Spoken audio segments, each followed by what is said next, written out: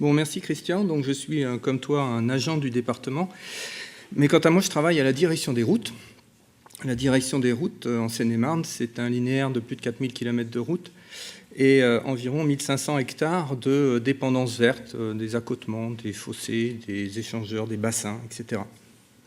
Alors, je ne vais pas vous rappeler les caractéristiques de la renouée parce que je pense que les intervenants précédents l'ont largement fait. Donc, je vais aller droit au but pour évoquer les actions de la direction des routes pour essayer de limiter la prolifération de la renouée.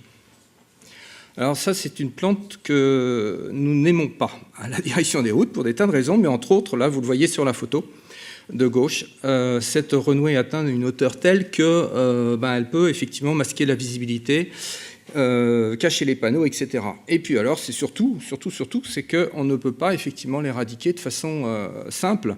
Vous savez que nous entretenons les accotements, les bas-côtés des routes avec ce type de matériel, tracteurs et broyeurs.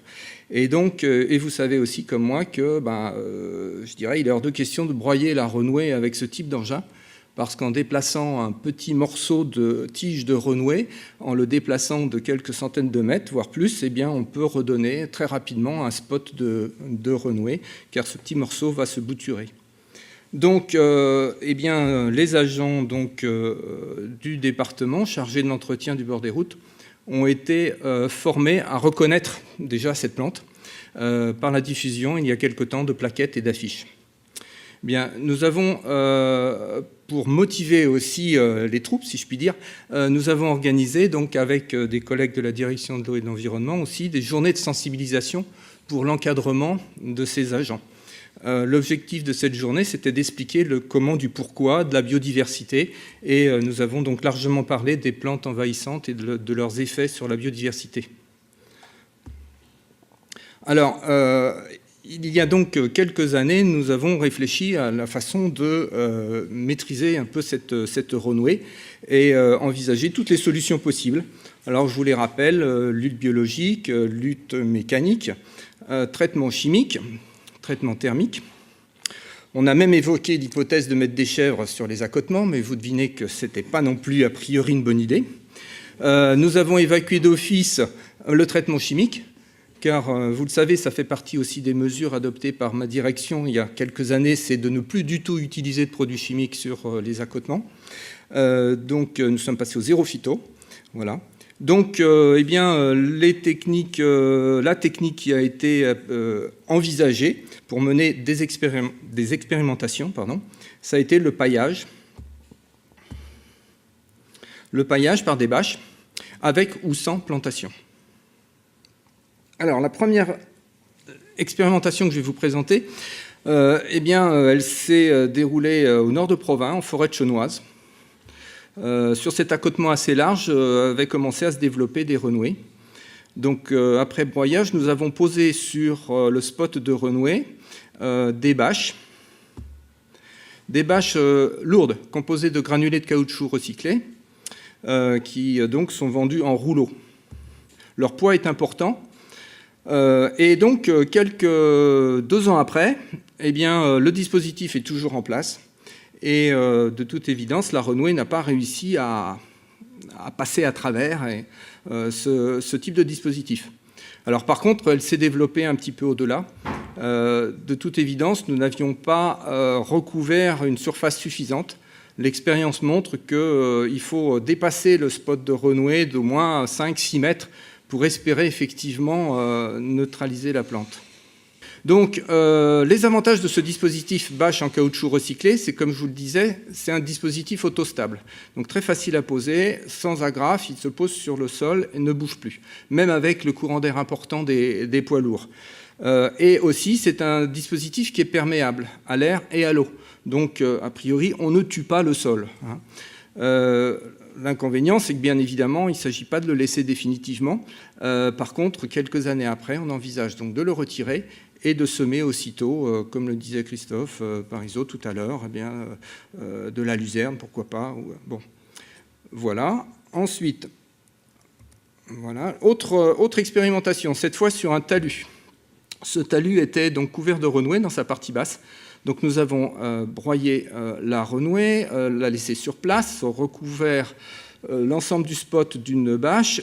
Sur cette bâche, un grillage, et l'ensemble a été planté donc, de saules.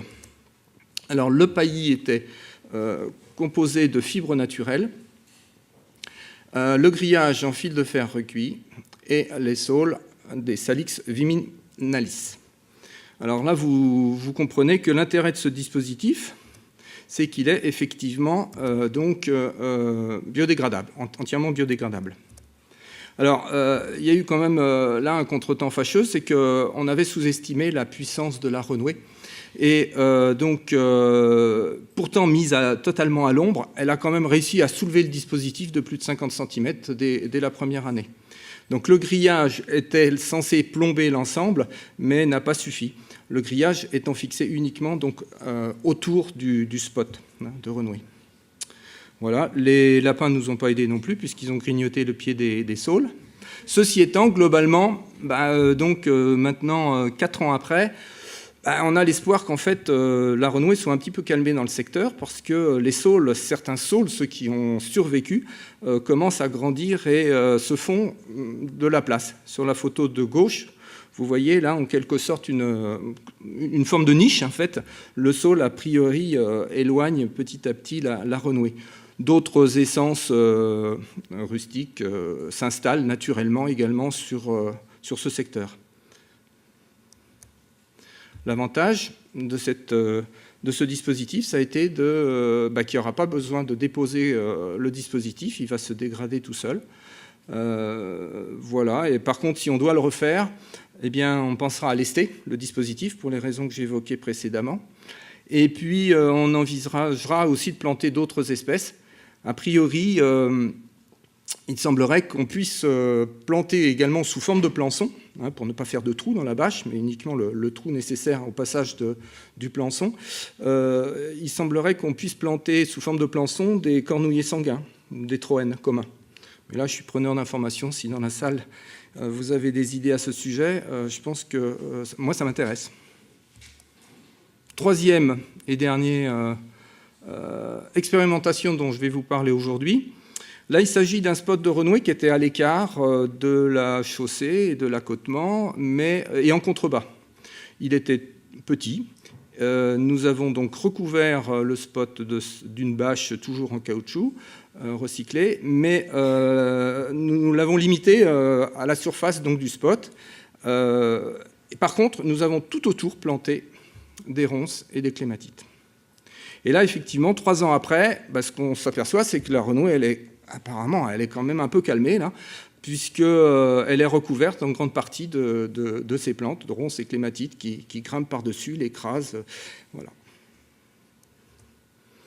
Donc, avantage, ça ne coûte pas bien cher de planter, effectivement, ces ronces. L'inconvénient, c'est que là, on a pu le faire parce qu'on est vraiment en race campagne. On ne se serait pas permis de planter des ronces et de la clématite en bordure de zones bâties. Voilà, mais par contre, c'est réservé à des tout petits spots de renouée. Voilà, bon, demain, on va tâcher de faire mieux. Je voulais surtout vous dire qu'on allait poursuivre les expérimentations. Elles sont très modestes, mais bon, on essaye de trouver petit à petit, effectivement, la technique qui répond le mieux à notre problématique. Vous voyez là sur la photo de gauche à nouveau que cette renouée, quand elle s'installe, elle prend effectivement beaucoup de place, puisque là, la petite circulation piétonne est largement envahie par cette plante. Donc l'ensemble du talus fait 1400 mètres carrés. Donc là, comme l'ont expliqué les précédents intervenants, le fait que la terre a été remaniée, importée de je ne sais trop où, et laissée nue pendant plusieurs mois, a facilité l'installation de cette renouée qui maintenant a colonisé entièrement le talus. Voilà. Je vous remercie.